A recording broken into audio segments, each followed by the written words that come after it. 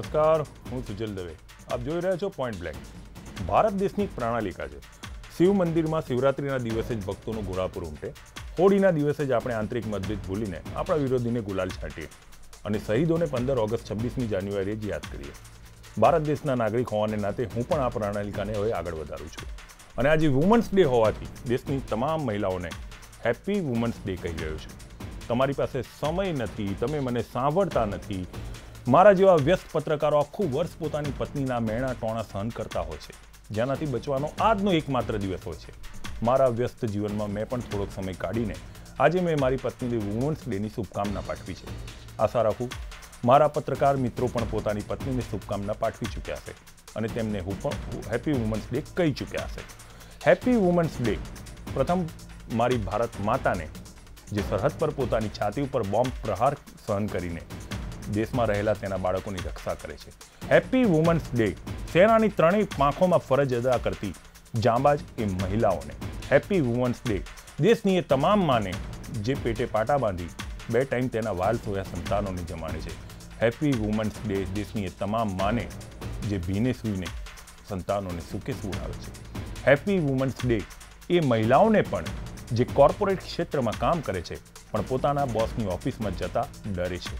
Happy women's day એ મહિલાઓને પણ જે પતિ મિટિંગમાં વ્યસ્ત હોવાનું ખોટું કારણ આપીને ઘરે મોડા આવે છે, આવા જાણે છે તેમ છતાં પણ હસતા મોઢે જમવાની થાળી પીરસે છે. હેપી વુમન્સ ડે એ મહિલાઓને પણ જે આખું વર્ષ સાસરિયાઓના મેણા ટોણા સાંભળીને પણ ધૂપસળીની જેમ પોતાના ઘરને સુવાસિત રાખે છે. હેપી વુમન્સ ડે માં સમાન બની ચૂકેલી તમામ સાસુઓને જે એ વિચારધારામાં છે કે મેં સહન કર્યું એ મારી વહુ નહીં કરે. હેપી વુમન્સ ડે એ મહિલાઓને પણ જે રાજકીય કારકિર્દી બનાવવા જજુમી રહી છે અને પુરુષો સમકક્ષ સન્માન નથી મળતું તેમ છતાં આ વાતનો જાહેરમાં સ્વીકાર નથી કરતી. હેપી વુમન્સ ડે એ મહિલાઓને પણ જે નાઇટ શિફ્ટ કરીને ઘરે જતા આખા રસ્તામાં ફફડાટ અનુભવતી હોય છે. હેપી વુમન્સ ડે એ મહિલાઓને પણ કે જેમની મારઝૂડના વિડીયો સોશિયલ મીડિયા ઉપર વાયરલ થતા હોય છે. હેપી વુમન્સ ડે મીડિયા ફિલ્ડની એ તમામ મહિલા એન્કર્સને જે રોજ ટીવી ચેનલ પર એર સર્જિકલ સ્ટ્રાઇક કરીને 100 કિલોના બોમ્બ ફેંકતી હોય છે. હેપી વુમન્સ ડે એ મહિલાઓને જ જે પોતાનું ઘર ચલાવવા માટે ટોલ ટેક્સ પર કે પેટ્રોલ પંપ પર ફરજ અદા કરે છે. હેપી વુમન્સ ડે એ મહિલાઓને જે લેખિકાના રૂપમાં સચોટ અને તેજાબી લખાણ સમાજ સામે મૂકીને સમાજને જાગૃત કરે છે. અને ખરા અર્થમાં હેપી વુમન્સ ડે એ મહિલા લેખિકાઓને જે તિરસ્કાર અને અપમાન સહન કરીને પણ સમાજને તેનો અસલી ચહેરો બતાવે છે. હવે વાત થશે તો પુરુષો એમ કહેશે કે ભાઈ અમારું કામ નામ ના લીધું. પુરુષો પણ શું કરવા બાકી રહે? હેપી વુમન્સ ડે એ પુરુષોને જે પોતાની પત્નીને પત્ની નથી માનતા. હેપી વુમન્સ ડે એ પુરુષોને જે પડકારજનક કામ મહિલા કરતી હોય તો તમે મહિલા છો, તમે ના કરી શકો એમ કહીને મહિલાની કારકિર્દી રૂંધતા હોય છે. હેપી વુમન્સ ડે એ લબ્બર મુછિયાઓને પણ જે બસ સ્ટેન્ડ પર મોડી રાત્રે મહિલા આવે એની રાહ જોતા હોય છે. અને હેપી વુમન્સ ડે એ યુવકોને જે રોડ પર મહિલાથી અકસ્માત થાય તો તરત જ ભાઈની ભૂમિકામાં આવી જાય છે. હેપી વુમન્સ ડે દેશના એ તમામ સફાઈ કર્મચારીઓને જે ગંદકી સાફ કરીને આપણને સ્વચ્છ વાતાવરણ આપે છે. અને ખાસ હેપી વુમન્સ ડે દેશના એ તમામ દીકરાઓને જે પોતાની જનેતાને વૃદ્ધાશ્રમમાં મૂકીને તેમનું સન્માન કરી ચૂક્યા છે. આજના આ પ્રસંગે ઇન્ડિયા ન્યૂઝ એક નવો અભિગમ અપનાવે છે. પોઈન્ટ બ્લેન્કના મંચ ઉપરથી લગભગ રાજકીય ચર્ચાઓને જ ન્યાય મળ્યો છે. આજે ઇન્ડિયા ન્યૂઝે નક્કી કર્યું છે આજે કોઈ રાજકીય ચર્ચા નહીં, માત્ર મહિલાની ચર્ચા. આ માટે અમે જુદા જુદા ક્ષેત્રમાં ઉદાહરણરૂપ બની ગયેલી એ તમામ મહિલાઓને આમંત્રિત કરી છે જે આજે તમારી સમક્ષ પોતાની જીવનગાથા કહેશે. આ યાત્રા દરમિયાન તેમને પડેલી અગવડ, તેમને મળેલી સગવડની મુક્તપણે ચર્ચા કરશે. આશા રાખું ઇન્ડિયા ન્યૂઝના આ અભિગમને અહીંયા આમંત્રિત તમામ સન્માનીય મહિલાઓ યથાર્થ પુરવાર કરશે. મારી સાથે ચર્ચા કરવા જોડાયેલા છે મયુરી ભટ્ટ, જે બોલિવૂડથી સંકળાયેલા છે અને સામાજિક કાર્ય કરે છે. મારી સાથે જોડાયેલા છે બિંદ્યા ભોજક, કે જેઓ મોટિવેશનલ સ્પીકર છે.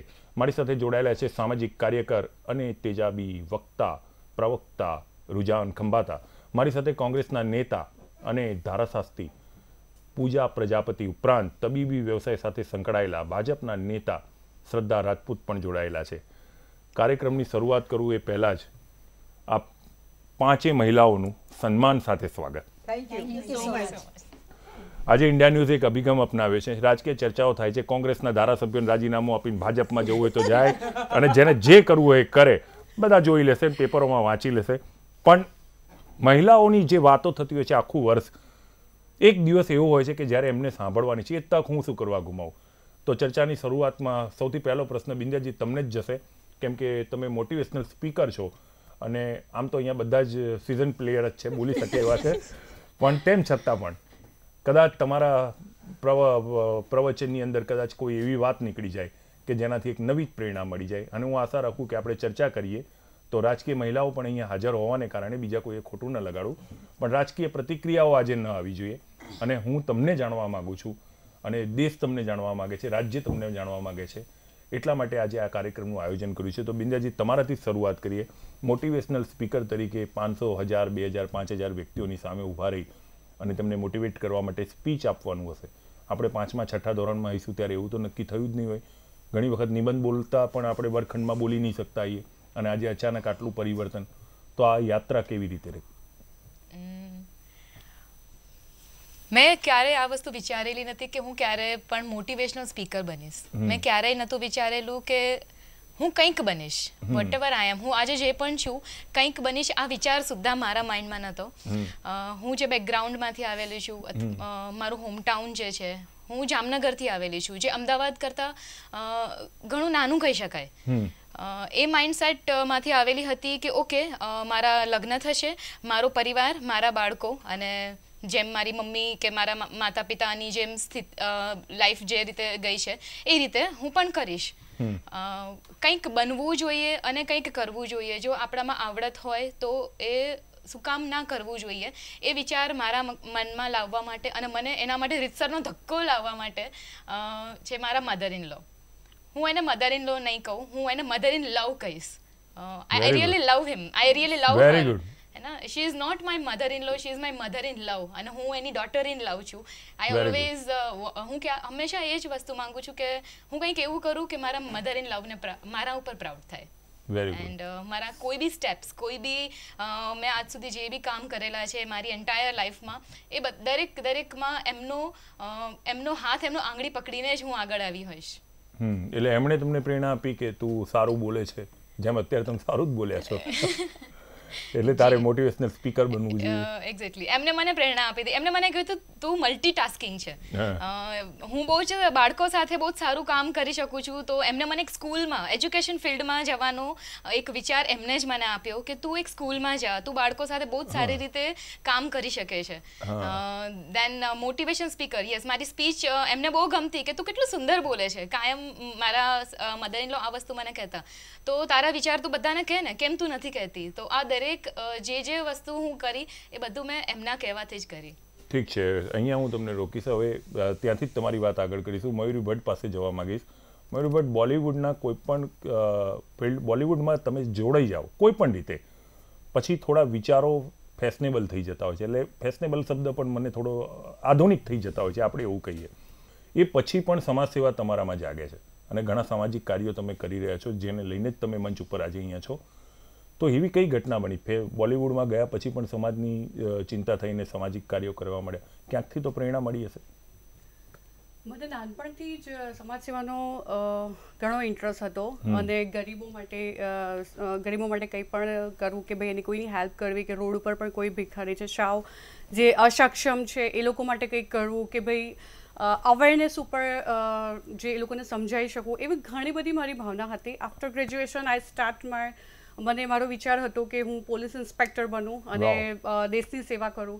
બટ કહેવાય છે કે ઉપરવાળાએ જે નક્કી કર્યું હોય છે તે જ થાય છે. તો મેં મારી કારકિર્દીની શરૂઆત એન્કરિંગથી કરી અને ઘણા બધા TV show, talk show, celebrities, Bollywood and ઘણા બધા શોઝ હોસ્ટિંગ કર્યા. Then after I start photoshoot, video ad and Bollywood projects, movie. મને ઘણા સારા એવું કહી શકાય કે સ્ટ્રગલ તો મેં શરૂઆતથી કરી જ હતી.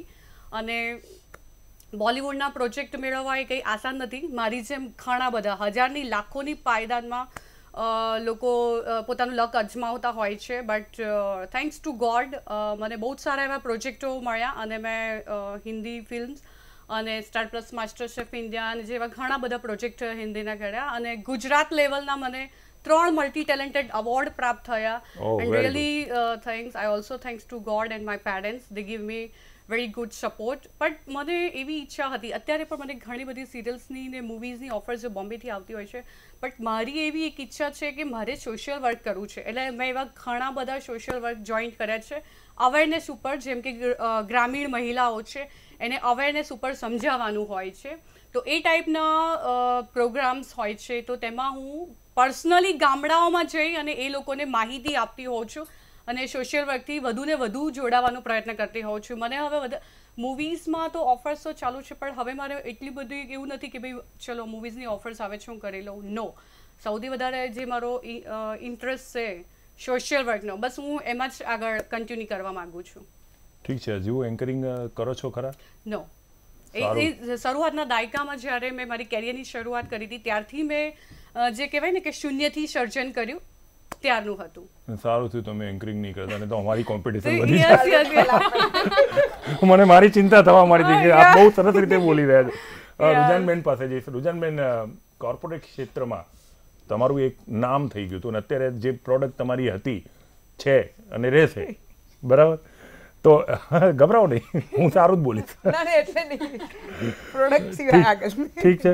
પણ તેમ છતાં પણ એટલે જીવન તો સ્થિર થઈ ગયું હતું, પછી સમાજ સેવા. જનરલી અત્યારની વિચારધારા શું છે કે પહેલાં હું મારા લાઈફને સારી રીતે એન્જોય કરી શકું, સર્વાઈવ કરી શકું, એટલું હું ભેગું કરી લઉં અથવા એટલું જ વર્ક કરું.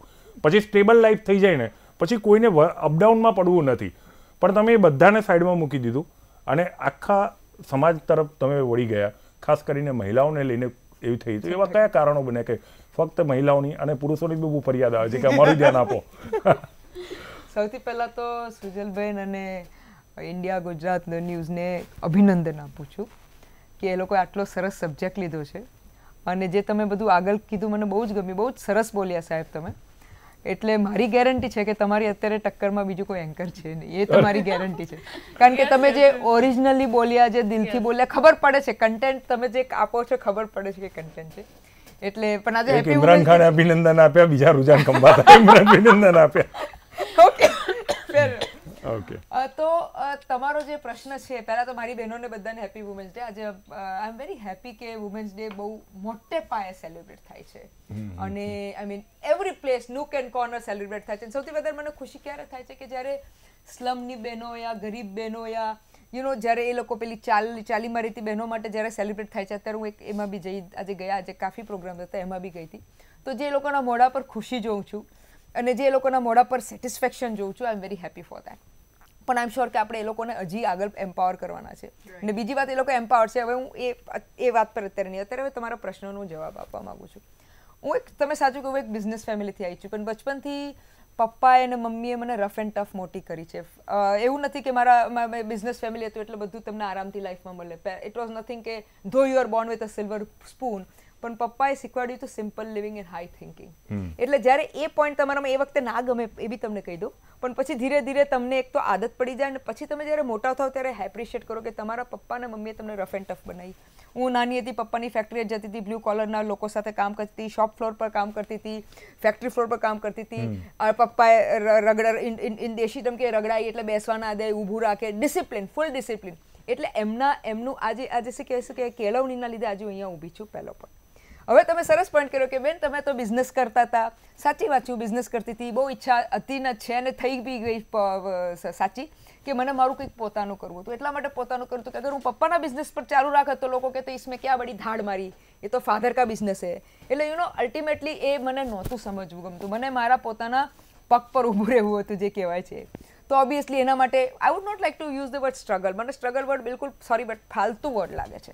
કારણ કે તમે જ્યારે સ્ટ્રગલ વર્ડ યુઝ કરો છો તમારા એક તો માઇન્ડમાં તમારી પોતાની દયા આવી જાય છે અને યુ એક્સપેક્ટ લોકો તો તમે સિમ્પથાઇઝ કરે, અરે બિચારા આવું કર્યું, બિચારી આવું કર્યું. No, this is not struggling.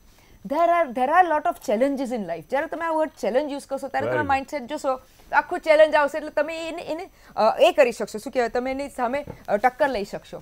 એટલે obviously we had lot of challenges. કારણ કે હું તો જ્યારે મેં મારું બિઝનેસ ચાલુ કર્યું, મારું આઈટી સોફ્ટવેરનું બિઝનેસ હતું, મારી 2 ચેલેન્જ હતી. એક તો આપણે યંગ લોકો કંપનીના સીઈઓ ના હોય એટલે લોકો આપણને જોઈએ એ વખતે, હું આજથી 20 વર્ષ 25 વર્ષની વાત કરું છું, મારી એજના ગેસ કરતા. તો યંગ લોકોના તો બધી બહેનો એજ ગેસ કરશે. યંગ લોકો આપણને જોઈએ કે આ નાની છોકરી, હા થેન્ક યુ, અરે વાહ.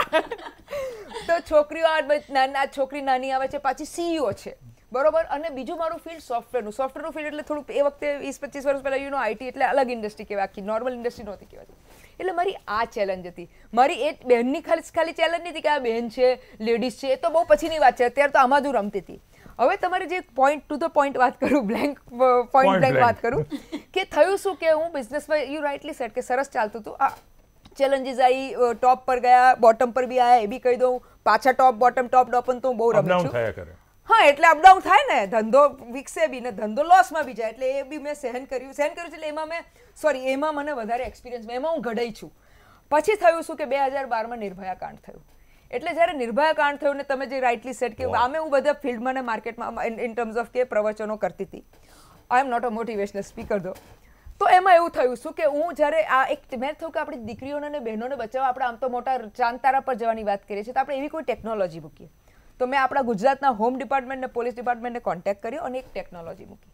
હવે સાંભળજો, હજી અહીંયા પત્યું નથી, sorry but I'll take 2 minutes more with your permission.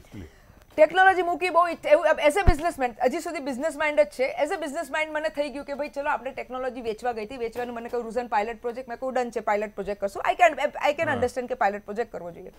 પછી થયું કે ટેકનોલોજી આપીશ, પાયલટ પ્રોજેક્ટ સક્સેસફુલ જવાનો જ છે અને પછી મને બિઝનેસ મળશે.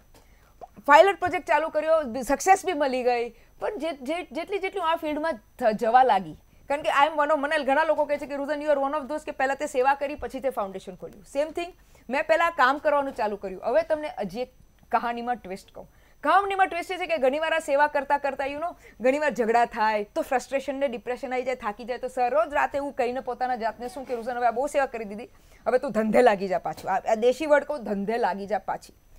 પણ હું રોજ સવારે ઉઠું, જેવી સવારે ઉઠું કોઈકનો કોઈક બહેનનો ફોન આવે, કોઈકનો કોઈક હેલ્પ માટે. ને thanks to God, thanks to the resources, I am not the only person, પણ મારા જે રિસોર્સિસ છે, જે લોકો મને હેલ્પ કરે છે, એ લોકોની મહેરબાનીથી એ લોકોનું પેલી જે દુખિયારીનું કામ થઈ જતું હતું. 2 થી 3 વાર એવું થયું. એટલે મેં મારા જાતને કીધું કે ભગવાન ઈચ્છે છે કે મારે હજી આ જ ફિલ્ડમાં રહેવાનું છે, મારે આ ફિલ્ડમાંથી જવાનું નથી. અને એટલે પછી અમે ફાઉન્ડેશન કર્યું. ને લકીલી કદાચ મારા હાથમાં જે બી હોય, શ્રાઈ બોલો કે કંઈ બી બોલો, હું જે બી પ્રોજેક્ટ્સ બહેનો માટે કરું છું એ મારા સક્સેસફુલ જાય છે. પોલીસ હાટ લો, ડિફેન્સો ડાન્સ લો, હલ્લા બોલ લો, જે બી કરું છું. એટલે પછી મેં ફાઉન્ડેશન કર્યું. અત્યારે અમે સરસપુરમાં કામ કરીએ છીએ, સેલ્ફ ડિફેન્સનું કામ કરીએ છીએ. એટલે આજે કહે છે ને, હું સાચું કહું તો હજી બી હું શું કહેવાય, દિલથી હું બિઝનેસમેન છું. હું બધાને કહું છું, પણ દિમાગથી હવે હું સોશિયલ વર્કર બની ગયું છે. મને કોઈ જ પ્રોબ્લેમ નથી. આઈ એમ વેરી હેપી કે એટલીસ્ટ મારા થકી કોઈને ચેન્જ થાય છે, તો ભગવાને મને બ્લેસ કરી છે. Good thinking. પૂજાબેન પાસે જતા રહીશું. પૂજાબેન, આપ ધારાશાસ્ત્રી છો, રાજકારણી પણ છો. એટલે રાજકારણી બનવું હતું એટલે ધારાશાસ્ત્રી બન્યા કે ધારાશાસ્ત્રી છો એટલે રાજકારણી બન્યા? સવાલ તમારી જેમ જ હંમેશા પેલું કહેવાય ને, પેલું પાર્ટીશન બનાવીને તમે બોલવાની આદત છે, એટલે આજે પણ એ જ કરી તમે. ધારાશાસ્ત્રી અને રાજનીતિક એ બંને મારા માટે મારી લાઈફમાં બંને અલગ અલગ ચેલેન્જ છે. અને જે બંને ચેલેન્જ ઉપર હું ફૂલફિલ થઈ છું. આમાં સુજલભાઈ, મારી શરૂઆત જે હતી ને કે ભાઈ કહેવાય ને કે અમે લોકો, હું એક રાજસ્થાની ફેમિલીમાંથી આવું છું, જ્યાં બહુ ચુસ્ત રૂઢિવાદી વિચારધારા પ્રવર્તમાન છે, આજે પણ છે ઘણી જગ્યાએ. અને જ્યાં દીકરીઓને ભણાવવામાં નથી આવતી. જ્યારે હું 10th 12th કરતી હતી ને એ વખતે મારે એવું હતું કે મારામાં એક જુસ્સો હતો કે મારે હું આ બધા લોકોને ભેગા કરી અને ભણાવી શકું. બરાબર, ટીચરની એક જે હતી ને અંદર કે હું બધાને ભણાવી શકું અને સારું ટીચિંગ કરી શકું. ને એવી રીતે મારી માને પણ મેં લખતા શીખવાડી છે ને બધું કર્યું હતું. એટલે મને પ્રાઉડ હતું એ નાની ઉંમરમાં. ત્યારબાદ અમારે કહેવાય ને કે અમારે લગ્ન પહેલાં વહેલા કરાવી દેવામાં આવે છે. અને એવા સંજોગોમાં હું પણ કંઈ સમજું કે પોતાની જાતને કંઈક પણ સરખી રીતે સમજી શકું કે લાઈફ જીવી શકું, એના પહેલાં મારા પણ લગ્ન થઈ ગયા. અને ત્યારબાદ જિંદગીની શરૂઆતની પહેલાં નાની એક મસ્ત મજાની ડીંગલી જેવી દીકરી પણ ભગવાને આપી દીધી મને. પછી મારે જે કરિયરની શરૂઆત કરી, મારે ભણતા કહેવાય ને મારું એજ્યુકેશનમાં પૂરું નહોતું થયું. અને ભણતા સરકમસ્ટન્સીસ એવા બદલાય કે થોડુંક પારિવારિક પ્રોબ્લેમ્સ આવ્યા અને એ ફેસ કરવા પડ્યા. અને મારી ફાઇટ સીધી સમાજના લોકો સાથે હતી. મારી ફાઇટ સીધી અમારું જે રૂઢિવાદી સમાજ છે, જેમાં 32 સમાજ કે 34 સમાજ કે જે બધા ભેગા થઈને જે આખો એક મોટો સમાજ ભેગો થઈ અને એક વ્યક્તિને ટાર્ગેટ કરે છે, એવી રીતે મારા ઉપર પણ એક બાબત હતી. અને મારો એક જ સવાલ હતો એ વખતે કે ભાઈ 100 આ કારણસર મારે મારી દીકરીને મોટી કરવી છે, તમે લોકો શું કહો છો? એ લોકોએ એવું કીધું કે ના, તારે એક જ કરવું પડે કે આખી જિંદગી તારે એમને બેસવું પડે, તારે બીજું ઘર નહીં કરવાનું, વોટ એવર એવા સરકમસ્ટન્સીસ ઊભા થયા. દેન આઈ ડિસાઇડેડ કે ચલો હવે તમે મારી કોઈ પણ વાત તમે સમજી નહીં શકો. અને મેં ન્યાયપાલિકાનો આશરો લીધો. અને મેં 9 મહિના ફાઇટ આપીને ઇજ્જતથી સન્માનથી એ હું ફાઇટ જીતી ગઈ ને દેન ડિસાઇડ કે મારે હવે વકીલ બનવું છે. અને ત્યારબાદ મેં 9 વર્ષ ભણતર કર્યું ફરીથી અને પછી મેં વકીલાતની ડિગ્રી હાંસલ કરી. હવે વાત આવી પોલિટિક્સની. તો જ્યારે 2002ની આસપાસની વાત કરું છું, આઈ થિંક આઈ વોઝ 21-22ની આસપાસ, બરાબર. રુઝાનને હસતો નહીં, ભલે જે ડિસાઇડ કરો, હું માં છું, yes, I proud of my self. તો એ વખતે ડોન્ટ વરી, હું એમને નહોતો કહી શકે આને થેન્ક્સ કહેવાનો હતો શ્રદ્ધાજીને કે તમે મિત્રતામાં કહી દીધું છે, પણ હું હવે કહી દઉં છું તમને, you are young. Thank you so much. તો એ વખતે મેં ઓનલી, હું બીકોમ ગ્રેજ્યુએટ હતી ને ઓનલી મેં 1400 રૂપિયામાં મેં માસિક 1400 રૂપિયા મેં નોકરી ચાલુ કરી હતી.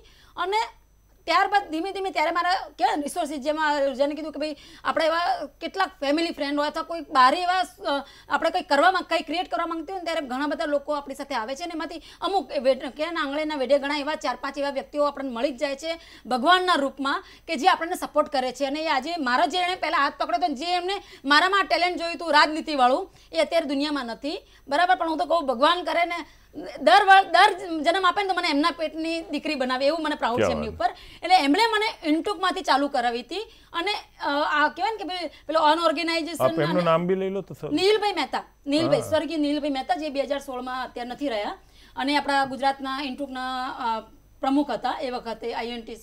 તો એ વખતે જે પેલા કહેવાય સેક્ટર, અર્ધ સેક્ટર હોય, પેલી બહેનો હોય, કામકાજી બહેનો હોય, ને એ રીતે એવી બહેનો સાથે હું ડાયરેક્ટ સંગઠનમાં આવી હતી અને એ લોકોની સાથે મેં ઘણું એમને હેલ્પ કરી હતી. એમની રાજસ્થાનની પેલી વિશાખાકાલી ગાઈડલાઇન છે, એમના બાદ દ્વારા મેં એમને હેલ્પલાઇનમાં એમને મદદ કરી હતી. 2010માં આપણી અમદાવાદની જે એક ઓર્ગેનાઇઝ હોસ્પિટલમાં, જે એક નામ દેવાની જરૂર નથી, ત્યાં મેં ફાઇટ આપીને 2 મહિના હોસ્પિટલ બંધ કરાવી હતી, કારણ કે ત્યાં ગેરકાયદેસર કામો થતા હતા. એટલે ધીમે ધીમે હું આગળ વધતી ગઈ.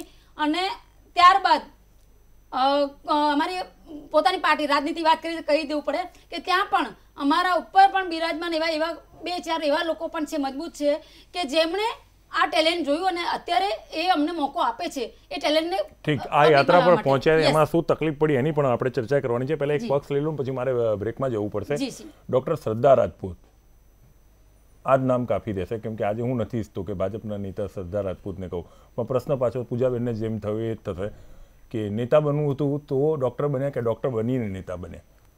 સુજલભાઈ, પહેલાં તો હું કહી દઉં છું કે હું મારી કોઈ પોલિટિકલ બેકગ્રાઉન્ડમાંથી નથી આવતી. પોલિટિક્સનો પીતો મારા ખાનદાનમાં કોઈએ જોયો નથી, બીકોઝ 4 પેઢી પહેલાં અમેઠીથી માઇગ્રેટેડ લોકો છે અમે લોકો. શું વાત છે, ભાજપમાં છો?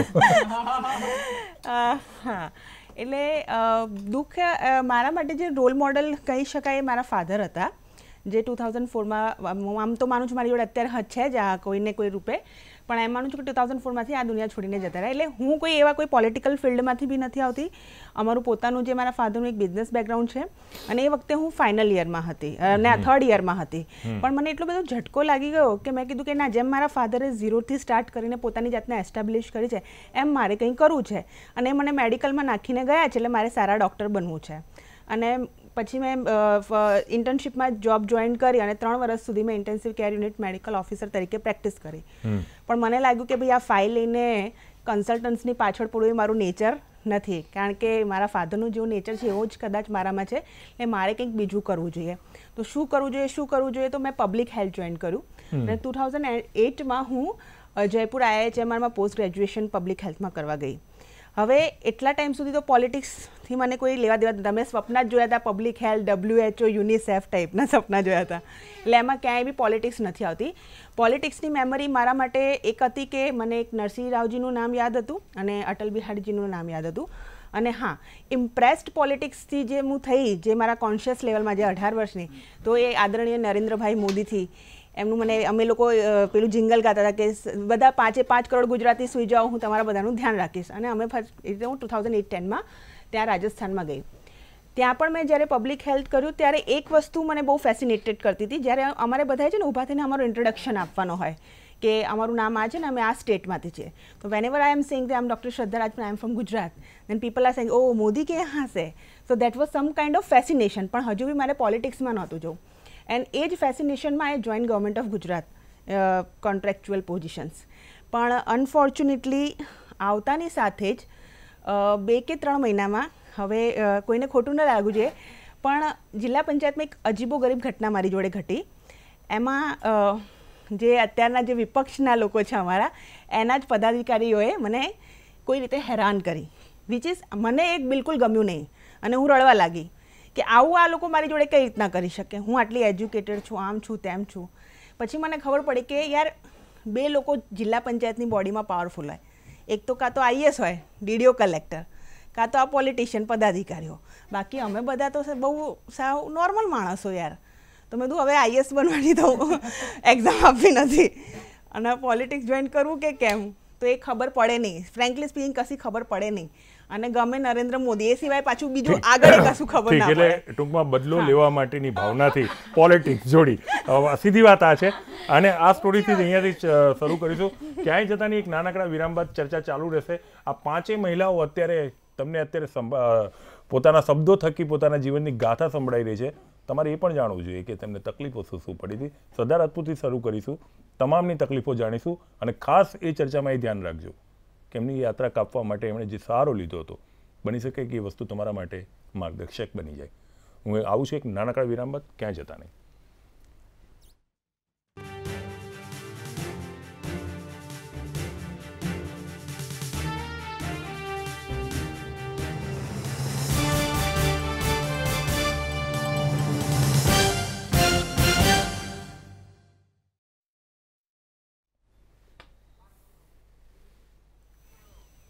Welcome back. વાત ચાલી રહી છે મહિલાઓ સાથે.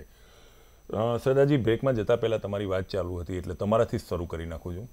બદલો લેવાની ભાવનાથી અથવા આપણે કચડાઈએ નહીં, પીડાઈએ નહીં એ ભાવનાથી આપણે પોલિટિક્સ જોઈન કર્યું, પણ પહેલો દિવસ યાદ કરો કે જ્યારે પોલિટિક્સમાં ગયા આવીશું ત્યારે સીધા તો ભાજપના નેતા છે, ટીવી ચેનલો ઉપર જવાની તો તક મળી નહીં હોય. સ્ટ્રગલ તો આવી જશે. ભલે રૂજાનબેન કહેતા હોય કે મને વાંધો છે, પણ અત્યારે ફ્રેમમાં આ શબ્દ આવ્યો. હા, ચાલો આપણે ચેલેન્જ રાખીએ, એ જ મને વધારે થશે.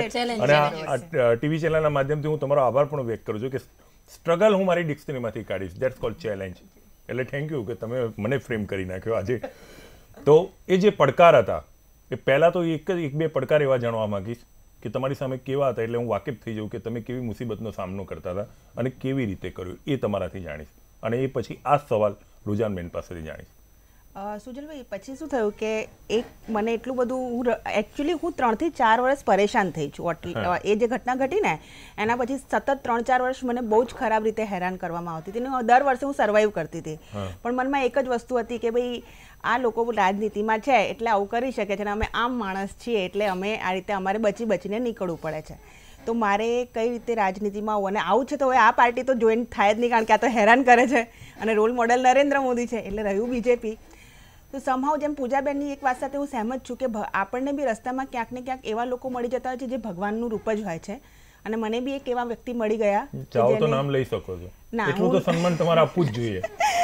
ના, હું નામ નહીં લઉં, આ તબક્કે નહીં લઉં. જીવનના ક્યાંક બીજા તબક્કે જો તમે ઇન્ટરવ્યુ લેતા હશો ત્યારે ચોક્કસ નામ લઈશ. ઇન્ટરવ્યુ લઈશ જ, હું મરીશ ત્યાં સુધી ઇન્ટરવ્યુ લેવાનો છું, એની તમે ચિંતા ના કરો. પણ તમે જો આપો તો પૂજાબેને તરત જ નામ આપી દીધું. નહીં, મારી થોડી લિમિટેશન્સ છે. આઈ એમ સોરી ફોર ધેટ. એટલે હું ખોટું નામ કોઈનું નહીં લઉં. એટલે એ રીતે મને તમે આજે એકલવ્ય અને તમારા દ્રોણની પ્રતિક. એટલે એ જે માણસ મળી ગયા મને જતા પહેલા અંગૂઠો આપતા જજો. એટલે મેં જઈને આ રીતે જ રડવાનું શરૂ કર્યું, એટલે આમ ફ્રસ્ટ્રેટેડ પોપો થઈને શરૂ કર્યું કે મને આટલી હેરાન કરી 3 વર્ષ સાથે, અને મારે હવે પોલિટિક્સ જોઈન કરવું છે, મારે બીજેપી જોઈન કરવું છે. એટલે એ મારી સામું આમ જોવા લાગ્યા કે આવું કેવું અચાનકથી કહી દીધું કે બીજેપી જોઈન કરવું છે, and what you are knowing about BJP. ના, હું તમે જે કીધું કે હું માની ગયો, આ ચેલેન્જીસ જ છે. 30 સેકન્ડ આઈ ટોલ્ડ એમ કે નો, આઈ નો બીજેપી ઇટ લાઈક ઇટ. આ વ્યક્તિને ઓળખું છું, નરેન્દ્ર મોદી, એન્ડ બહુ બધો અમિત શાહ, કારણ કે એમણે યુપીમાંથી 72 સીટ્સ લાવ્યા હતા, તો મારા માટે એ બી રોલ મોડલ થઈ ગયા હતા. પણ પછી લકીલી આટલી સ્ટ્રગલ પછી મને એન્ટ્રી એકદમ સરળતાથી મળી ભારતીય જનતા પાર્ટીમાં. અને થેન્ક ટુ ગોડ કે હું તમને સુજલભાઈ અત્યારે કહી શકું છું કે મને ભારતીય જનતા પાર્ટીમાં કોઈ સ્ટ્રગલ નથી પડી. બધું ઊંધું છે. લોકોને બીજા કોઈને તમે પ્રચાર બહુ કરી નાખો છો. આજે પણ પ્રચાર જ કરી રહ્યો છે સુજલભાઈ. જો મારે નતું બોલવું, રૂજાનબેન પણ સહેમત છે. પહેલા કીધું હોત કે મને સ્ટ્રગલ નથી તો હું બોલાવો જ નહીં. મને તો એમ કે આ કચડી ગઈ, આ છે તે છે.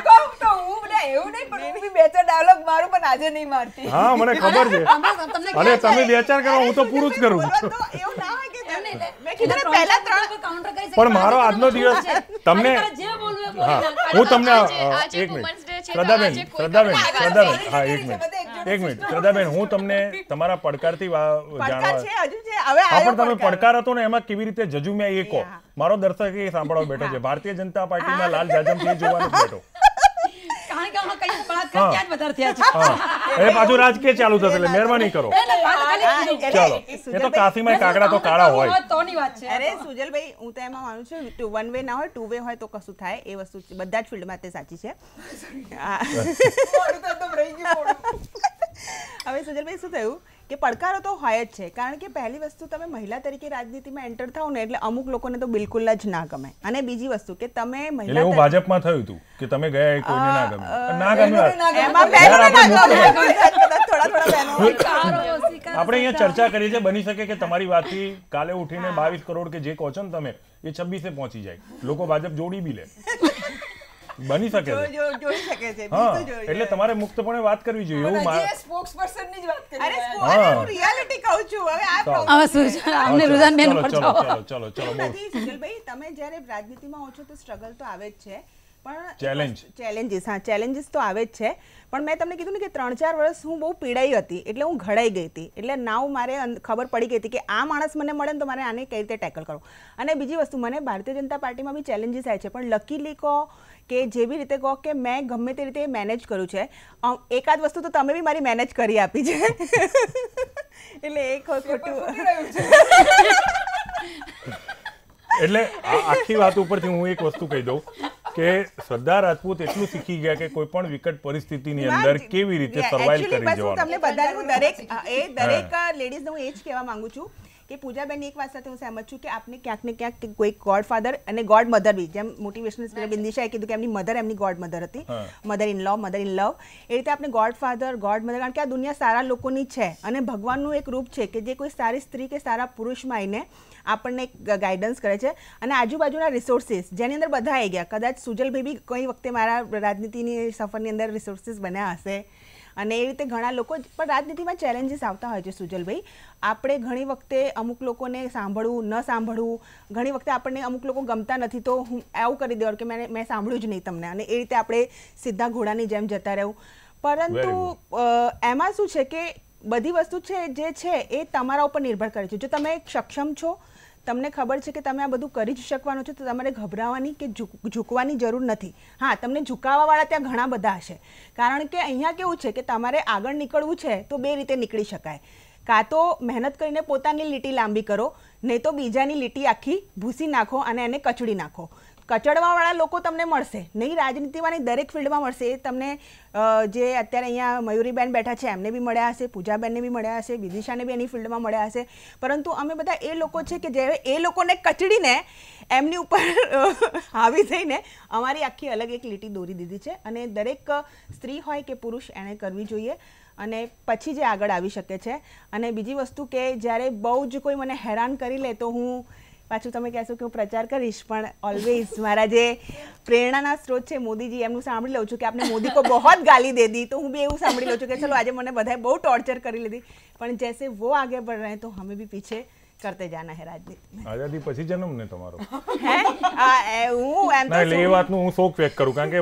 સ્વતંત્ર સેનાની જેવી વિચારધારાના તમે વ્યક્તિ છો હા પણ મને બહુ ફેસિનેટ કરે છે ભગતસિંહ મને બહુ ફેસિનેટ કરે છે ચંદ્રશેખર આઝાદ હું સૌથી વધારે ક્રાંતિકારોની જે સ્ટોરી છે એનાથી બહુ પ્રભાવિત થઈ છું હું ઝાંસીની રાણી લક્ષ્મીબાઈથી પ્રભાવિત થઈ છું હું વીરાંગનાઓની સ્ટોરીથી બહુ પ્રભાવિત થઈ છું ત્રણેય છે ને સામે લડ્યા છે એટલે અવાજ રહેજો હા અને હું રિબેલિયસ નેચરની છું હા હું રિબેલ કરું છું હું કહું છું મેં લડાઈ કરી છે એ મારા પ્રોફેશનલ ફિલ્ડમાં બી કરી છે મેં રાજનીતિમાં બી કરી છે મેં નમતું જો એટલે સાચું છે ત્યાં સુધી વાંધો નહીં પણ જો ખોટું છે તો હું નમતું નથી જોકતી હું અહીંયા પણ રિબેલિયસ મારો નેચર છે ઠીક છે રુજાનબેન પાસે જઈશ તમારે એક સામાજિક કાર્યક્રમમાં જવાનું છે એટલે આ પ્રતિક્રિયાને એ રીતે વાત કરેલો જેથી દર્શક વાકેફ થઈ જાય મેં પહેલાં જ જે કીધું હતું એ જ વાત હતી સેટલ થઈ ગયું એને પછી સમાજ સેવા કરવા નીકળીએ ને એટલે બીજું તો કંઈ નહીં પણ પહેલાં ઘર જ આપણને કહે આ હું ગાંડા વેડા કરે છે ઠીક છે થયું જશે આપણે ટીવી સ્ક્રીન પર સ્વીકારીએ ના સ્વીકારીએ ના યુ આર રાઈટ બરાબર તેમ છતાં પણ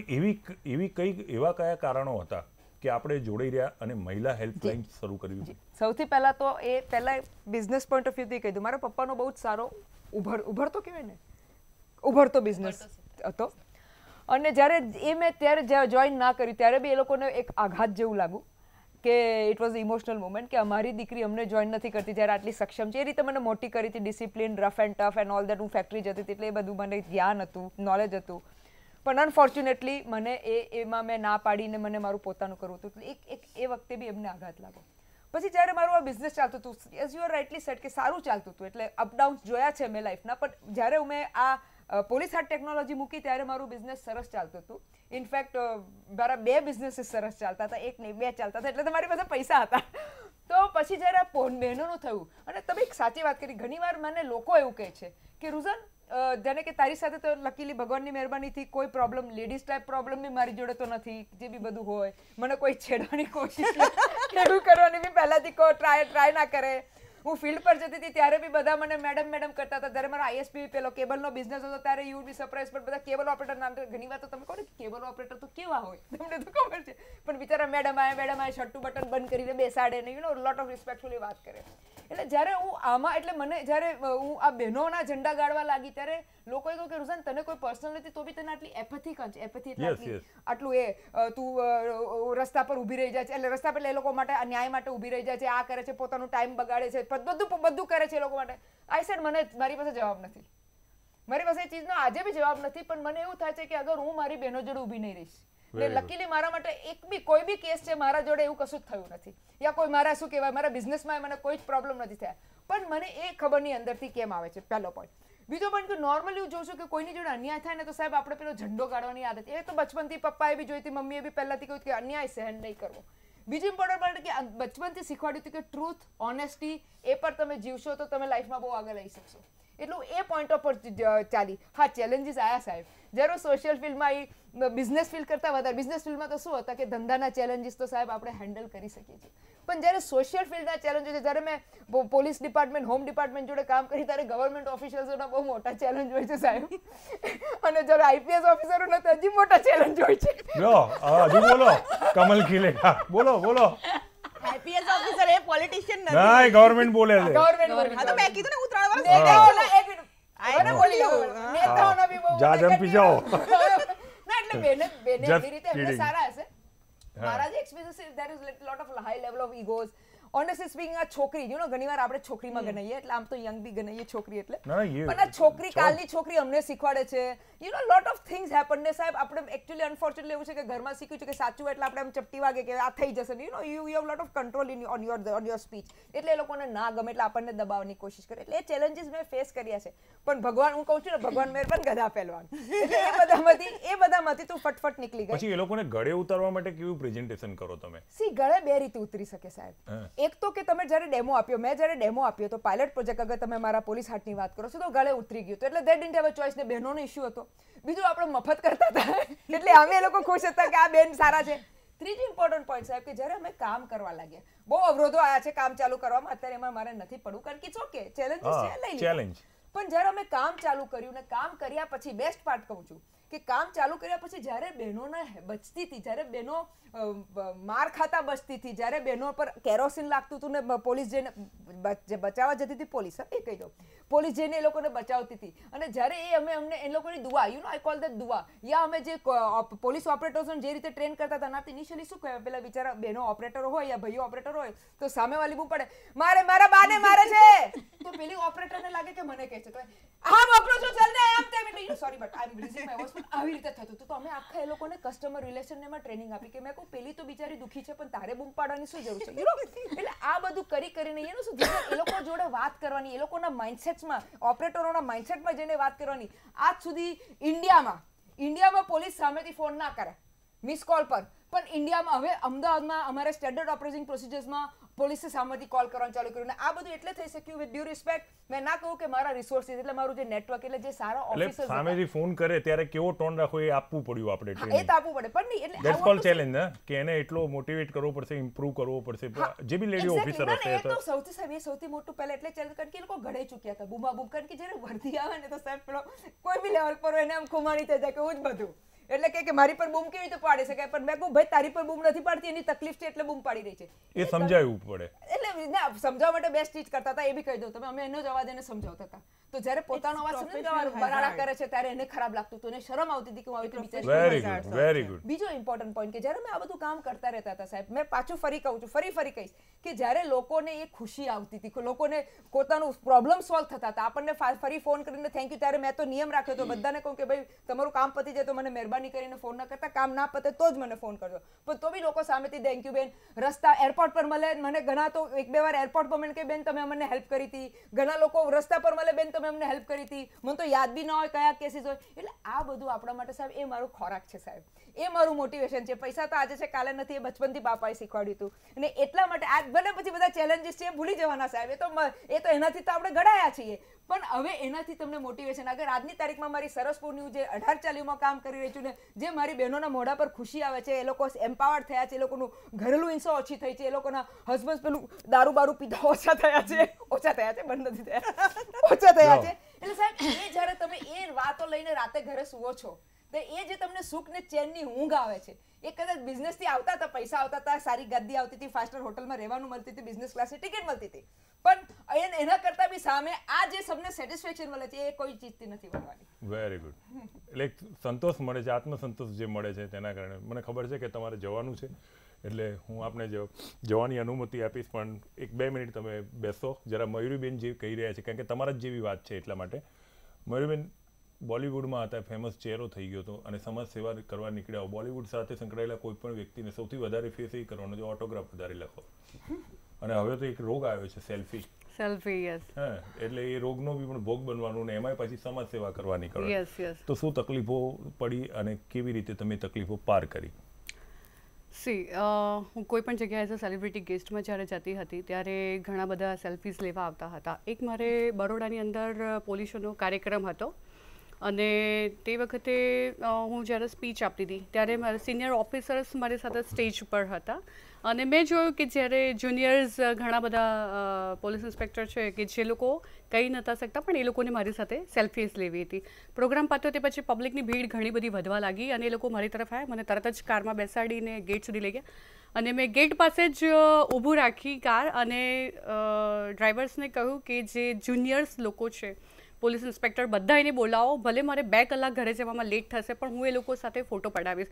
એટલે હું ક્યારેય મારા ચાહકોનું દિલ નથી તોડતી. એ આઈ નો કે એમનાથી તકે આપણે છે, એટલે હું હંમેશા એ ધ્યાનમાં રાખતી હોઉં છું કે અને હું સૌથી વધારે નાનામાં નાની વ્યક્તિ હોય હું એની જરૂરિયાતને ધ્યાન રાખતી હોઉં છું. હું મારો એક કિસ્સો કહું તો મારું એક વિડીયો શૂટિંગ હતું તો એ વખતે મેં જોયું સવારથી એક ફાધરની એજના 60 યર્સના હતા અને એ સ્પોટ બોયનું કામ કરતા હતા અને દરેક માટે એ લોકો લગેજ છે કે પાણીની બોટલ છે ને બધો સામાન્સ લઈને આપતા હતા. પછી હું જ્યારે બેઠી હતી ચેર પર ત્યારે અમારે એક ગાર્ડન સાઈડમાં શૂટિંગ ચાલતું હતું ત્યારે એમને મને પાણીની બોટલ હાથમાં આપી. હું જસ્ટ લેવા ગઈ. મેં કીધું નો સોરી, તમે મારી ફાધરની એજના છો, આઈ રિસ્પેક્ટ યુ, પણ તમે મને પાણીની બોટલ હાથમાં ના આપો. હું મારી ઘરે કરું છું કામ, મને કોઈ જ પ્રોબ્લેમ નથી અને હું એવી પણ આદિ નથી કે નહીં ચલો હું અહીંયા એટીટ્યૂડ કે શો ઓફ કરતી નથી કે ચલો હું એક્ટ્રેસ છું મને પાણી આપો. નો, હું જાતે લઈ લઈશ. અને જ્યારે અમારે પેકઅપ થયું ત્યારે અમે એક રૂમમાં બધા બેઠા હતા, હું અને બીજી એક્ટ્રેસને હતા. ત્યારે એક્ટ્રેસની સાથે એની મધર આવી હતી, બીજી એક એક્ટ્રેસ હતી એ. તો એના મધર જ્યારે બહાર ડિનર લેવા માટે પ્લેટ લેવા ગયા તો કે એને બીજીને એક થોડું પ્રાઉડ આવ્યું કે હું કંઈક છું સેલ્ફ ફંડ. તો કે નહીં તું શું કરવા જાય છે કે સ્પોટ બોય છે ને એ લાવી આપશે. They call spot boy, they call not like respectfully word use કરી શકે. હું બહાર ગઈ અને એમને મેં કીધું કે તમારી ડ્યુટી પૂરી થઈ ગઈ છે, પેકઅપ થઈ ગયું છે, એટલે હવે તમારે કોઈના માટે ડિનર આપવાની જરૂર નથી અને હું મારી જાતે ડિનર લઈશ અને તમે ચેર લઈને મારી સાથે બેસો. સો વોટ, હું એક્ટ્રેસ છું, તમે છો, એટલે હું મારી જોબ કરું છું, તમે પણ સ્પોટ બોય છો, તમારું જોબ કરું છો. એટલે હંમેશા હું દરેક વ્યક્તિને સરખું માન આપતી હોઉં છું. હું ઓન સ્ટેજ હોઉં, સેલિબ્રિટી ગેસ્ટમાં હોઉં ત્યારે જ મયુરી હોઉં છું. સ્ટેજની નીચે ઉતરું છું ત્યારે મને એવું લાગે કે ચલો મેં 50,000નો ડ્રેસ પહેર્યો છે કે મારે ગરીબ સાથે બેસીને ના જમાય કે ના કરાય. નો, મારે લાસ્ટ ટાઈમ જ એક ગ્રામીણ મહિલાઓ માટેનો એક પ્રોગ્રામ હતો, ત્યાં ઘણી બધી ગ્રામીણ મહિલાઓને સ્વચ્છતા અભિયાન અને વૃક્ષારોપણનું પ્રોગ્રામ્સનું આયોજન હતું. તો મને કહું પત્યા પછી કે ત્યાંના સરપંચને બધાએ કે મેડમ તમારા માટે રેસ્ટોરન્ટમાં વ્યવસ્થા કરી. મેં કીધું નો, હું રેસ્ટોરન્ટ્સમાં નહીં જમું. અહીંયા ગ્રામીણ મહિલાઓ માટે ખીચડી કઢી જે બનાવ્યું છે એ જ હું લઈશ. એ જે તમે જે લોકોને એ જે સન્માન આપો છો એ જ મારા માટે યોગ્ય છે. એટલે હંમેશા મેં ડાઉન ટુ અર્થ નેચર રાખ્યું છે અને હું નાનપણથી નીડર, સાહસિક અને બહાદુર છું. રોડની ઉપર પણ કોઈ પણ ઘટના બનતી હોય છે ને હું એને વિડીયો ઉતારીને સોશિયલ મીડિયામાં મૂકીને ઓ સો સેડ, આવું ના થવું જોઈએ, હું એમાં નથી માનતી. હું ઇમિડિયેટ ત્યાં જઈને ફાઇટ કરું છું. મારી ઇન્ડસ્ટ્રીઝની અંદર મારી ઇમ્પ્રેશન્સ સિંગમ લેડી નામ રાખ્યું છે. ઘણા બધા મને સિંગમ લેડી કહે છે. હું 50,000ની પણ પબ્લિક હોય કે લાખ ઉપરની પબ્લિક હોય, હું કોઈની પણ હેલ્પ કરું. જે ખરાબ એક્સપિરિયન્સ થતા હોય છે તો મેન્ટેન કેવી રીતે કરી લેવાનું? નો સી, મને ગુજરાતીની પણ ઘણી બધી ઓફર્સ આવી હતી. 3.5 વર્ષની અંદર મેં 69 ગુજરાતી મૂવી રિજેક્ટ કરી અને હોલિવૂડની 2 ફિલ્મ, હાલમાં જ એક લંડનમાં શૂટિંગ ચાલી રહ્યું છે હોલિવૂડ ફિલ્મનું, પણ એ એટલા માટે મેં રિજેક્ટ કરી કારણ કે એમાં થોડા સીન્સ હતા કે જે બોલ્ડ સીન્સ હતા. આઈ કાન્ટ ડુ, મારે પહેલેથી એ બોલ્ડ સીન્સ ને બધું તો કરવું જ નહોતું. That's why I am not go and that's why I am not stay there. Man to say you know very well what you do. Yes. હવે એ કામની પાસે જઈશ. પૂજાબેન, તમે જે કીધું, તમે કલ્પના કરો કે જ્યારે પ્રથમ વખત વકીલ બન્યા અથવા રાજકારણની અંદર પગ મૂક્યો ત્યારે શું પડકાર હતા અને કેવી રીતે તમે મેન્ટેન કરી પોતાની જાતને? સૌથી પહેલા હું વકીલાતની જ વાત કરીશ કે જ્યારે પહેલો જ મારો જે કેસ આવે ને કે આજે મારી જે સનદ આવી છે અને બીજા દિવસે મેં વકીલાતનામું ડિવોર્સ પેપર પરમાં ડિવોર્સનો કેસ ફાઇલ કર્યો તો એવી રીતે મેં વકીલાતનામું ફાઇલ કર્યું હતું. અને એ વખતે હું નવી હતી. અને તમને કહું કે જ્યારે વકીલાતના ફિલ્ડમાં કોઈ નવું આવે ને ત્યારે એક પેલો ના જાણે પેલો એક વચ્ચે કોઈ આવી ગયું છે, નવો માણસ આવી ગયો છે ને એના કોઈ ફાઉલી ખાશે કે પેલું કેમ કે કાપી નાખશે એવી રીતનો સીન થઈ જાય છે. હવે એવા સમયમાં જો તમારી જોડે સારા સિનિયરનો સાથ ન મળે ને તો તમે વકીલાતમાં ટકી ના શકો, બરાબર. પણ મારી પર ભગવાનના બધા જ હાથ છે. કહેવાય ને કે ભાઈ મેં મારી જિંદગીમાં જે પણ સંઘર્ષ કર્યું છે એમાં મારી સાથે જે માણસો મળ્યા છે એ ભગવાનના માણસો જ મળ્યા છે. એવી રીતે મને પણ એક એવા સિનિયર મળ્યા કે જેમણે મને મારા ડ્રેસિંગથી લગાવીને એડવોકેટમાં કયું ડ્રેસિંગ પહેરવાનું, શું પહેરવાનું, એ જેન્ટ્સ હતા છતાં પણ મને હંમેશા ગાઈડ કરી અને એમણે આ ફિલ્ડમાં કઈ રીતે ટકી રહેવાનું એ એમણે શીખવાડ્યું. અને મેં એમની સાથે એક જ વર્ષ જુનિયરશિપ કરી અને આજની તારીખમાં પણ મને એઝ એ ફેમિલી મેમ્બર અડધી રાતે પણ એ મને ગાઈડ કરે છે. હું ક્યાંય ફસાઈ જાઉં કે સાહેબ આવું છે તો એ મને આજે પણ ગાઈડ કરે છે અને નિર્દોષ ભાવે. એટલે હું એમને પણ અહીંયા આપને ટીવીના માધ્યમથી સલામ કરું છું. હવે સર્વાઈવની વાત આવે તો પહેલાં જ્યારે નવા કેસો આવે ને એટલે પેલી બહેનો રોડતી ને એટલે હું જ ભેગી જોડે રડવા મળતી. મેં બિચારી આટલી દુઃખી છે જાણે હું પોતે જ મારી હાથમાં એમાં આવી ગઈ ને એવી રીતે. અને પછી આપણું જે પ્રોફેશનલ છે એટલે આપણે તો એમાં ફીસ પણ લેતા હોઈએ છીએ. અને જ્યારે બધું સેટઅપ કરીને હું 4 મહિના 6 મહિના 12 મહિનાનો કેસ જીતાડી આપું ને એટલે બેને ગાયબ ને ઉપરથી મારી ઉપર એલિગેશન કે આ બેન મારી જોડે ફીસ માંગે છે, નામ છે ને તેમ છે. અને એટલે હવે મારી જોડે 4-5 એવા પડકારો થયા ત્યારબાદ હું વકીલ બની ગઈ કે ભાઈ હવે હું વકીલ છું. કેમ? કારણ કે અસીલો માટે વકીલ છું હું, પબ્લિક માટે નહીં. અસીલ જેવા આવે એમની સાથે એવી રીતે જ વર્તવું પડે. એટલે કહેવાય ને કે અસીલો પણ વકીલોને છેતરતા હોય છે. આ વસ્તુ મારી જોડે ઘણું બન્યું. હવે રાઈટ નાઉ હું એકદમ પ્રોફેશનલ વકીલ છું અસીલો માટે. હવે રાઈટ નાઉ આપણે રાજનીતિની વાત કરીએ તો હું પહેલાંથી જ્યારે પણ હું વોટર બની 18 વર્ષની હતી ત્યારથી વોટર બની ત્યારથી મને કોંગ્રેસ પ્રત્યે એક બહુ જ પ્રેમ છે. બહુ એટલે આમ કાપણ તો તમને કોંગ્રેસ જ દેખાય એવો પ્રેમ છે. એટલે ત્યારથી હું ઇન્દિરા ગાંધીજીને બહુ જ ઇન્સ્પાયર હતી. અને જ્યારે પછી રાજીવ ગાંધીજીની હત્યા થઈને સોનિયા ગાંધીની જે જીવની મેં જોઈને I was too much crying, બરાબર.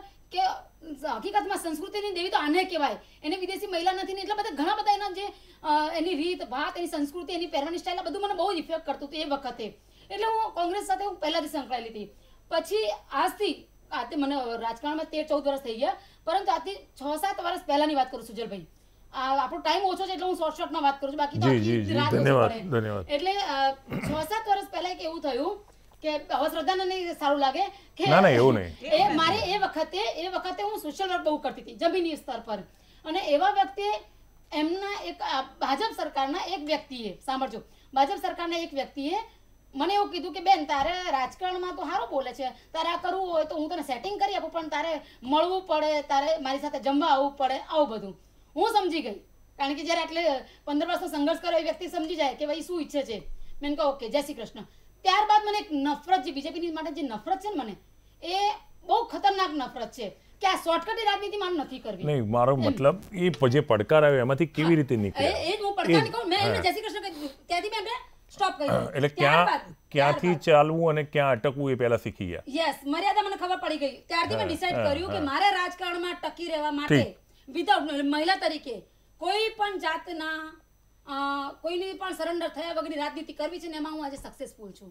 ના બોલતા પણ આવડવું જોઈએ, એ જરૂરી છે. આવડવું પડે અને મહિલાની ના એટલે સમય મર્યાદા છે. હવે બિંદ્યાજીની પાસેથી, બિંદ્યાજી તમે જે સ્ટાર્ટિંગમાં કીધું, યસ હા, તમે જે સ્ટાર્ટિંગમાં કીધું ને એ હકીકતની અંદર હિન્દુસ્તાનના દરેક ઘરની અંદર જો થઈ જશે ને એ દિવસે હું બધાને કહીશ હેપી વુમન્સ ડે. તમે કીધું કે તમારી સાસુએ મા બનીને તમને મોકલ્યા. હવે પ્રથમ વખત તમારી સાસુની પ્રેરણાથી તમે સ્ટેજ ઉપર ગયા અને 2000-5000 માણસો હોય પ્રથમ વખત, અત્યારે તો તમે સિઝન પ્લેયર થઈ ગયા છો, પણ પ્રથમ વખત ગયા ત્યારે જે મુશ્કેલીઓ હતી એ મુશ્કેલી કઈ હતી અને તમે એનો સામનો કેવી રીતે કર્યો? તો શું તમારા માટે એ વખતે પ્રેરણા બની ગઈ? First experience I am sure મારી જગ્યાએ કોઈ પણ હોય ને બધાનો ફર્સ્ટ એક્સપિરિયન્સ નર્વસ જ હશે. ફૂલ પ્રિપરેશન, ઓકે હવે તો બહુ ફાઇન ફાયર કરી દઈશ હું બધાને, આમ બોલીશ તેમ બોલીશ, બટ વેન માઇક તમારા હાથમાં આવે અને in front of lots of public તમે કશું જ નહીં બોલી શકો. હું એન્કરિંગ કરું છું, કેટલું મુશ્કેલ કામ છે, સમજણ પડે છે તમને બધાને? હા, ચલો બેન બોલો. અમે આટલા બધા સ્ટ્રોંગ એટલા માટે છે ને કે અમારા સર્જન કરનાર અમારા માતા પિતાએ છે ને અમને સપોર્ટ કર્યો છે, એટલે આ બધી જ દબંગ નારીઓ અહીંયા બેઠી છે આજે અને સીધી વાત નો બકવાસ આ રીતથી અમે ચાલીએ છીએ. વાહ વાહ, ચલો બિંદ્યાજી.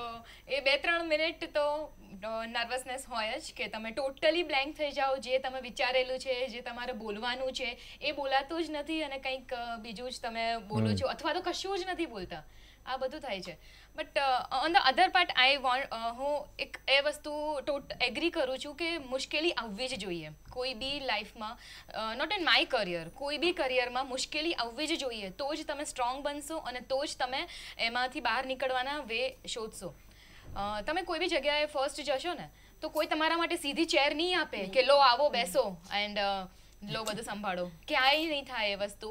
You need to struggle. તમારે બહુ જ મહેનત કરવી પડશે, બહુ જ હાર્ડવર્ક અને ફોકસ ઓન યોર ટાર્ગેટ. એક ગોલ જો તમારી લાઈફમાં નહીં હોય ને તો તમે ક્યારેય ત્યાં પહોંચી નહીં શકો. સો ફર્સ્ટ હું બધી વુમનને કહેવા માંગુ છું કે એક તમારો ટાર્ગેટ નક્કી કરો, વોટ યુ એક્ઝેક્ટલી વોન્ટ. એક મારી ફરિયાદ છે, આજ વુમન્સ ડે છે, વુમન સાથે ફરિયાદ ના કરવાની હોય બટ મને દિલથી ફરિયાદ છે. દરેક વુમનને પોતાની જાતને ટેકન ફોર ગ્રાન્ટેડ કરી દેતી હોય છે.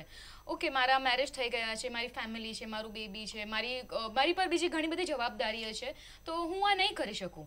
પોતાના સપના હોય કે પોતાની ઈચ્છા હોય ને એને હંમેશા એ સેકન્ડ પ્રાયોરિટીમાં રાખે છે. કેમ એવું ના થાય કે તમે બંને વસ્તુ ઇક્વલી કરી શકો? એન્ડ આપણે બહુ જ લખીએ છીએ કે આપણી પાસે કેપેસિટી છે, we can be a good mother, we can be good daughter, we can be good partner. આપણે બધું ઇક્વલી કરી શકીએ છીએ અને આપણા ફિલ્ડમાં બી આપણે બેસ્ટ થઈ શકીએ છીએ. બટ એ વસ્તુ ઘણી ખરી વુમન નથી સમજતી અને એ નથી કરતી. તો એક એ મારી ફરિયાદ છે બધી વુમન માટે કે તમે એ વસ્તુ પ્લીઝ ના કરો. તમારી કોન્ફિડન્સને તમે બિલકુલ ઓછો ના લો. સપોર્ટ અધર વુમન. Yes, definitely. એક વુમન જ બીજી વુમનને સપોર્ટ કરી શકે છે. ઠીક છે, જે તમારા કિસ્સામાં બન્યું છે. અહીંયા સમય મર્યાદાના કારણે ચર્ચાને વિરામ આપીશ. તો મયુરી ભટ્ટ, પૂજાબહેન, બિંદ્યાજી, શ્રદ્ધા રાજપૂત અને આપણને મૂકી અને બીજી ક્યાંક સામાજિક કાર્યમાં ગયેલા રુજાન ખંભાતા, એ તમામનો અત્યારે આભાર. એમની ગેરહાજરીમાં મને વિશ્વાસ છે કે મેં એમનો આભાર વ્યક્ત કર્યો એ તેમના સુધી પહોંચી જશે. આપનો કિંમતી સમય કાઢી નહીં આવ્યો અને ચર્ચામાં ભાગ લીધો તે બદલ આભાર. તો આ હતી વુમન્સ ડેની એક સ્પેશિયલ ચર્ચા. મિત્રો, આખી ચર્ચાના અંતે એક મહત્ત્વની વાત તમારે શીખવા જેવી છે. આમ તો દરેક વ્યક્તિ પાસેથી તમારે શીખવા જેવું છે. રુજાન ખંભાતા એક સફળ બિઝનેસ વુમન લેડી, પણ એને ડોટ ના મૂક્યું, સોસાયટી માટે કંઈક કરવાની તમન્નાઓ રાખી. મયુરી ભટ્ટ બોલિવૂડ એક્ટ્રેસ, એણે દરેકને સમાન ઇજ્જત આપવાની વાત કરી. આ જીવનમાં ખૂબ જરૂરી છે. જ્યારે તમે સમકક્ષ બીજાને ઊભા કરો છો ને ત્યારે તમે જાતે સન્માનિત થઈ જાઓ છો. તમે કોઈ સન્માનના મોહતાજ નથી. પૂજા પ્રજાપતિએ આપણને શીખવાડ્યું કે ક્યાં અટકવું અને ક્યાં ચાલવું. માઇન્ડને એપ્લાય કરો, સજાગ રહો. કોઈ તમારી સાથે રમતું તો નથી ને એ જુઓ, એ શીખ્યું. શ્રદ્ધા રાજપૂતે એક વસ્તુ શીખવાડી કે તમારે કચડવું ના હોય, દબાવવું ના હોય તો તમારે તમારી જાતને કંઈક બનાવવી પડશે. અને એક વાત સાચી છે મિત્રો, તમે કોઈ પણ ડુંગરાની નીચે ઊભા રહીને તમે આખી દુનિયાને એમ કહેશો ને કે મને જો તો નહીં જોયું, પણ તમે ડુંગરાની ટોચ ઉપર જતા રહેશો ને ત્યારે તમારે કોઈને કહેવાની જરૂર નહીં પડે. લોકો એમને એમ તમને જોશે. વિંધ્યા ભોજા, ખૂબ સારી વાત કરી. એક મહિલા જ બીજી મહિલાને આગળ લઈ શકે છે. ફરી આવી એક ચર્ચા સાથે આવી, ત્યાં સુધી મને રજા આપશો. નમસ્કાર.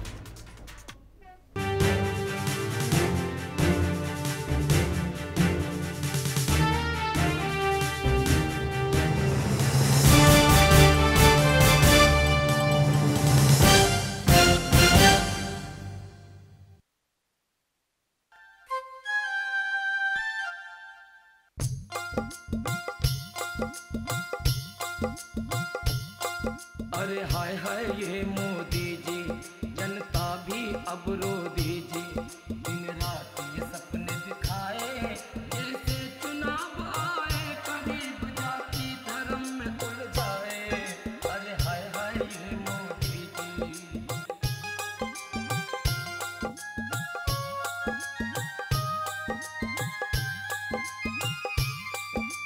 गांव गरीब का हक मार के झूठ फैलाए ऐसा, किसान को झुंझुन दे के बांटे उद्योगपतियों को पैसा.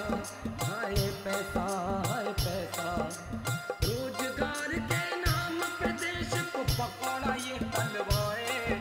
राफेल पे 56 इंच वालों को सांप सूंघ सा जाए.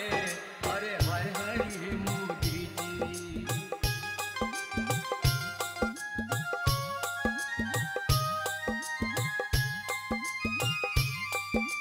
55 साल में जो न हुआ वो हमने करके दिखाया. सबका साथ और सबके विकास से दुनिया में देश चमकाया, चमकाया, चमकाया. जो फैमिली बेल पे बाहर वो राफेल पे उंगली उठाए. हर देश को लूटने वाली पार्टी चौकीदार को चोर बताए. मैं समझूं ये छटपटाहट, हमसे भी रखो गड़वाहट. पीएम बनने का सपना सजाओ, मोदी तो देश के दिल में बसा. तुम आलू से सोना